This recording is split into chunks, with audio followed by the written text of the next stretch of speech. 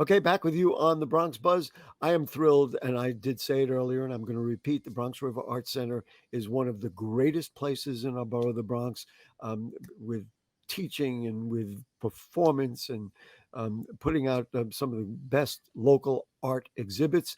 And the person who does that is Executive Director Gail Nathan. Nice to see you, Gail. Nice to have you with us. Nice to be here. And we're also going to introduce a local artist of some note. It is Linda Cunningham. Nice to see you again, Linda. Hi. And somebody who I have not met, but she has some wonderful pieces in this exhibit is Wildriana Paulino, who's an artist. Nice to have you with us. Gail, let's just start with you. Just a moment ago, we were talking about you curating exhibits because I know that you put out a lot of stuff and you manage a lot of stuff. This particular exhibit that's in the Bronx River Art Center now, called Scaling Nature, is one that you curated. Just tell us about your vision of that particular exhibit. So this exhibit, two words are very, very clear. Scaling, meaning what scale is the work working within. And the other is nature, which is one of our very continuous concerns and involvement. So the idea for this show originated actually with the piece you're looking at, or was just looking at. Michelle Brody, who's been involved with the Art Center for a while and currently has a studio in our studio program, showed me a digital rendering idea of a piece that she wanted to do that was quite large. And I said, it looks really interesting. And that gave me a bubble in my head about doing a show about large works, better known as monumental works. Did you put something out and said, okay, folks, I'm going to do this and get people to submit material, or did you already have an idea like, well, I'm going to call Linda and Wildriana and get them to do it? Like how does a curator work to put a concept together at the Um, Bronx River Art Center? they work always, and I did a little of both for this show. Um, in this case, right after I thought about showing the piece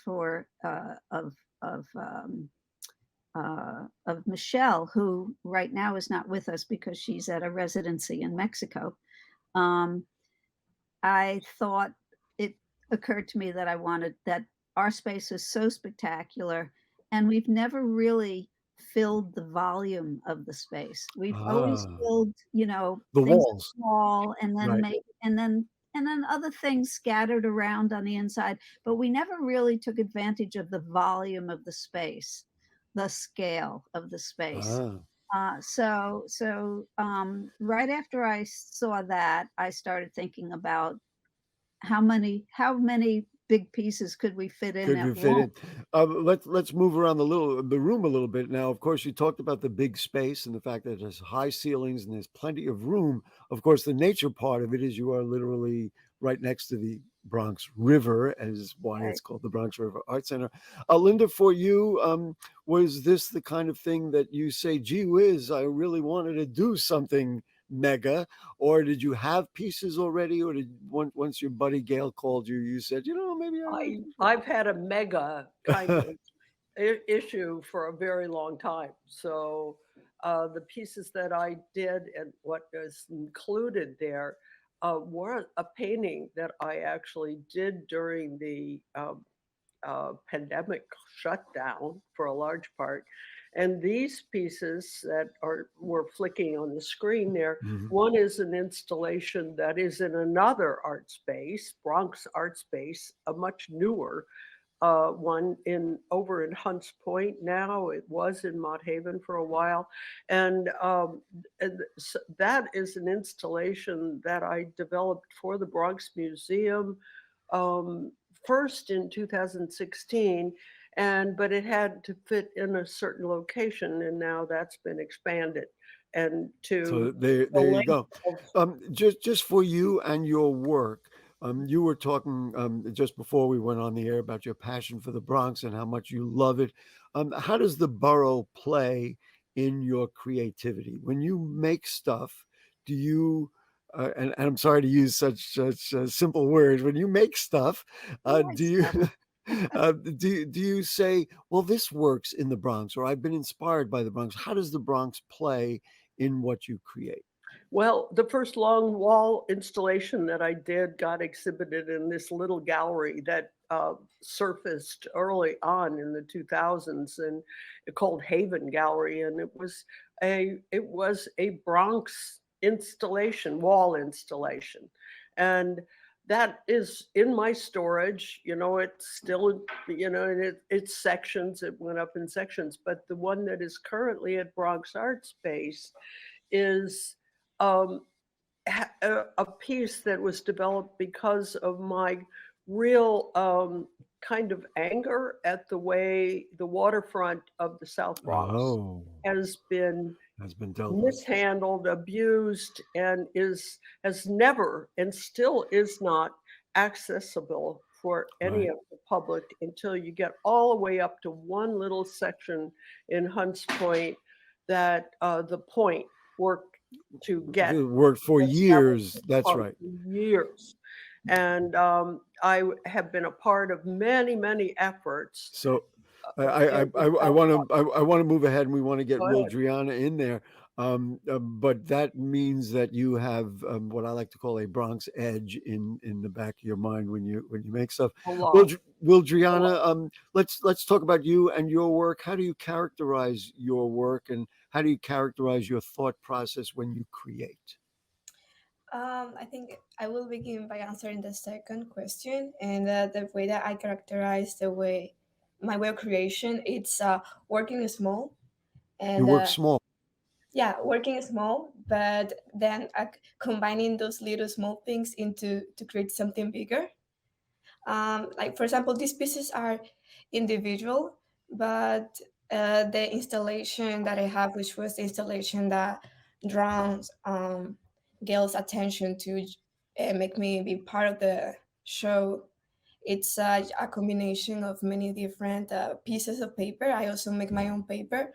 So even though many of my works tend to be in the monumental size, I think it's working small and then combining them to create a more bigger structure. Hmm.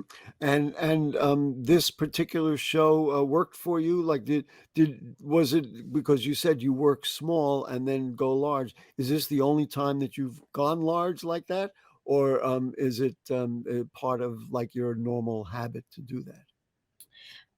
This piece I made it last year, and this is so far the biggest piece I've had created. Okay. And this one, and in the background of the last picture that we saw, there is an installation of mini figures made out of bronze, and it's an installation of 50 total. So um, I think it's the way that I want to work now. All right, that's fair enough. Gail, just for you, we're going around in circles here. For you, now, you created some work here. You know, you and I have talked for years about all the work that you've promoted of other people's stuff.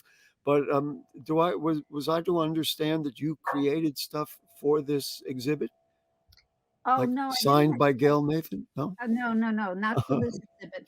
I actually was in the first show of this season of all the affiliate artists and teaching artists and studio artists um, in in a group show that we did for the Hmm. celebration of our 35th anniversary, and I put work in for that as a studio artist because I do have a studio as part of my engagement with the center. Hmm. But I would like to say that one of the things that's of interest, you sort of tapped into that when you talked with Adriana, is that, and Linda, is that the artists in the show um, are of three different, not just generations, but three different points in their careers. Oh, And yeah, and it's very interesting. well, And articulate what those 3 points are. well, there's some cliche terms. One's called emerging, another's called mid-career, and another is called established. Now those are those tricky little words, but they have meaning. Linda has been working for close to 50 years. We're not counting, but many years, say Right, no, decades. right on there. Yes. Okay, 50 fair enough. 50 plus. Michelle, who's in Mexico right now on a residency, is she's been at it for about 30 years, I'd say. All right. She's So that's the mid. And then Wildriana just graduated from Cooper Union, and a fabulous school that she was fortunate to get into, very competitive. And these are one of the. So, well, to me, this is one of the joys of the diversity of the Bronx and the fact that the Bronx River Art Center reflects that diversity, et cetera, et cetera. Gail, before we run out of time, I want to just talk about classes coming up. We have good things coming up. We're bringing Right. young people in. Talk just before we run out. We want to Okay, excellent. keep promoting the arts in the Bronx. Thank you very much. We're in the middle of just about the middle of our winter semester, and we have about 12 classes going on throughout the week in both fine arts and digital media, and we're really hitting max on many of our classes. But interestingly, more important, coming right up next week, we have our second year of a winter art camp, which is going on during the winter break that students are in. And it's the last 2 years have been really wonderful, and we're looking forward to this. Fantastic. Listen, Classes a day, 5 days of the week. and what do we do? What's the website? It's BRAC.org? Bronx River Art. Bronx all River one Art. word, Bronx River Art, all one word, no S.org. BronxRiverArt.org. Listen, Linda Cunningham, thank you for your decades of creativity. No sign of stopping, I know. No. And we of course not. This is what she does. And you've been an incredible resource for all of us and an incredible inspiration for all of us for many, many years. Wildriana, take a cue from Linda. We hope to see you again and again and again. And you know, if we're still here 50 years later, we'll have you back on and we'll talk about more of the great stuff that you do. And Gail, my friend for just all these years, thank you so much. The Bronx River Art Center, folks, one of the absolute greatest places in the Bronx. Check them out, BronxRiverArt.org. They're over there in West Farms. You can't miss them. Don't miss them. Get out, see the exhibit, participate, donate, do whatever you got to do. Thank you, one and all, for joining us this evening on the Bronx Buzz. Thank you. Okay, folks, that'll do it. Thanks to Jonathan from the city, and we appreciate his work. And of course, artists in the Bronx, we love them. Can't get enough of them. And that's just about it. We will conclude by saying good night. See you next week.